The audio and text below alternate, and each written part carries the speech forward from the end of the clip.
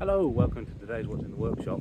I'll introduce you to my latest terrible decision. So, I was having a look on Facebook Marketplace yesterday, and I saw this 1970 Wolseley 1300, and it was local, and it was fairly cheap. So I thought, well, it's got a 1275 in it. That's worth some money. How bad can it be? So I went and had a little look. It's quite bad. The advert had said there was a little welding required in the rear footwell, and that the paintwork was a bit shabby. Now I expected it to be worse. So I went and had a look, and it was worse. So I said, no, thank you. But I said, chap, look, it is quite bad. It's not awful, but there's a lot of patches on it. Not for me. He said, well, what would you offer? I said, well, I wouldn't be able to get anywhere near your asking price because I don't really need the work. I said, offer it to some other people, see what you can get for it, because you've got other people interested, and then if you really need it gone, I'm here. An hour later, I had a message saying I could really do without the stress of all these people messaging me. You can have it for 500 quid. So went home, got the trailer, and here we are. My wife was out last night, so yeah, she's not all that pleased. Well, it's the cold light of day, and let's give it a bit of a wash and then see how it looks.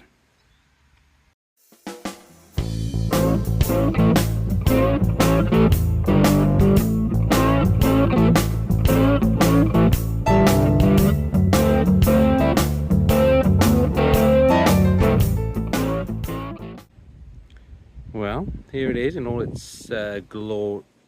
Here it is.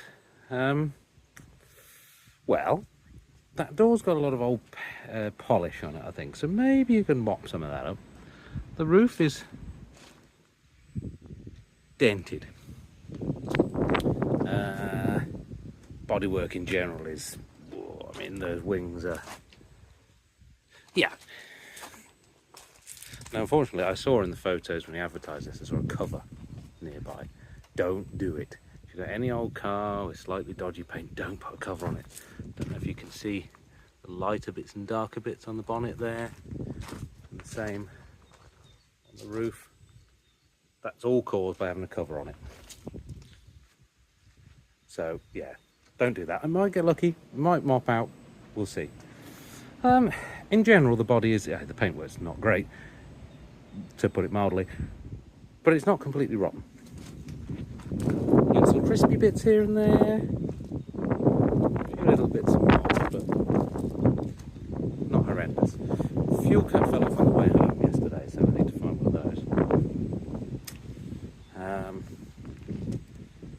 Yeah, so it's shabby, but usable bodywork wise. Well, the rocker cover's changed colour, so that's nice. Yeah, engine bay, rust wise, not too bad. These go pretty badly on the inner wings, and that all looks pretty solid. The bulkhead, especially where the brake and clutch master cylinder leak, that goes, although the paint's gone, that's actually really solid there, which is surprising. Yeah, in general, not too bad. But I went to look at this car, as I'd mentioned, on the basis that it was a 1275, so even if the rest of it's absolutely terrible, still got an engine that's got some value. Yeah, well, I didn't really look over it as thoroughly as I should, because I already decided at that point I wasn't interested, it was too rusty. Well, maybe I should have put in a little bit more effort, because that clearly there says 10 GRB, not 12H like a 1275. That has been replaced with an 1100 engine. So that's not gone completely to plan. Great. But it looks like somebody's been in here. There's been some work. We've got new Jubilee clips, fan belt, new coil. Whether the previous owner to the one I brought it off had taken the 1275 and put this in, perhaps. Not sure. Could have been here a long time. But it's quiet. Runs nicely, apart from it seems to be stuck on choke. But that's an easy fix. But it runs quietly, so in terms of usability, I'm not worried. It's just whether value, the minimal value that it's had, might then be ruined. So then that brings us to the rust. So as I say, the advert said some rot in the passenger footwell. Well, I had a little poke at that rot last night, and well, it's quite a lot of rot actually. Yeah, but I'm not too worried. It's full of patches. It's never going to be a concourse car. That in a way gives me a bit of freedom. I haven't got to put too much effort into welding it up like I would my other projects. It's never, you know, I've got to put my standards to one side to an extent and just make sure it's solid. There's a few things on this car that tell a story. The dents on the roof, that's one. And then when you look everywhere, it's got fresh black paint all over the place. There's been a few repairs,